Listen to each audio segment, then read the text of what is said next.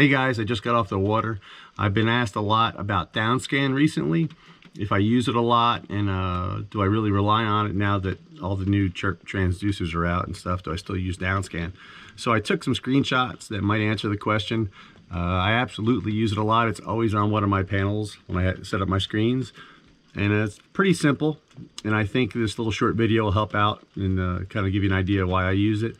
Also, at the end, there's a cool little clip on something that happens in saltwater. If you freshwater guys haven't been on saltwater before, just a cool little phenomenon, I guess you can call it, but you might want to check that out too at the end. And as always, thanks for subscribing. Thanks for hitting the like button. It really helps me out. Love you, mean it. All right, I got a lot of questions about downscan. Do you really need it if you have, good sonar, especially Chirp sonar? And I still use it. It's really great for things like this. You can see this on the bottom. Yeah, and if you're a cat fisherman, I've seen catfish look just like that when they're sitting on the bottom sometimes, so it can be confusing. You're not sure what that is. But if you look over here on the downscan, you can see it's clearly a stump connected to the bottom. So that's one really good use for downscan right there. If you're throwing a cast net, sometimes you'll look at what looks like a perfect school of shad, just a big bunch on the bottom, and then you look on your downscan and see it's actually a tree. And I remember years and years ago netting many trees before there was downscan and side scan. So pretty good right there.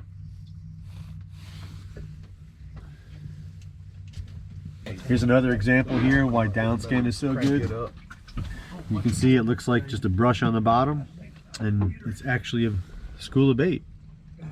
You're so close to the bottom, it looks like it is part of the bottom, right? It looks like that stump we just looked at a little while ago. But if you look, it's just two schools of bait. All right, there you go. We were just talking about this, since I know it's not a big bush or anything, but you can see that dead tree.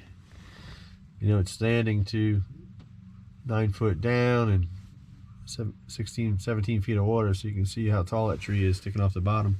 And that's what it looks like on regular sonar, 2D sonar. In my life, years ago, I have thrown cast nets on stuff like that. I have lost nets. I admit it. So here you go. Is it on the bottom? Is it not? Is it a catfish? Is it a stump? It is a fish. You see the separation.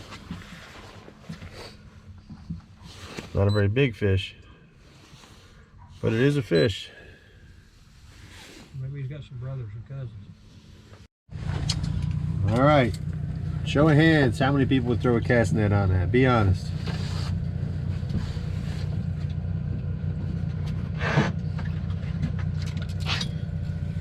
I've done it.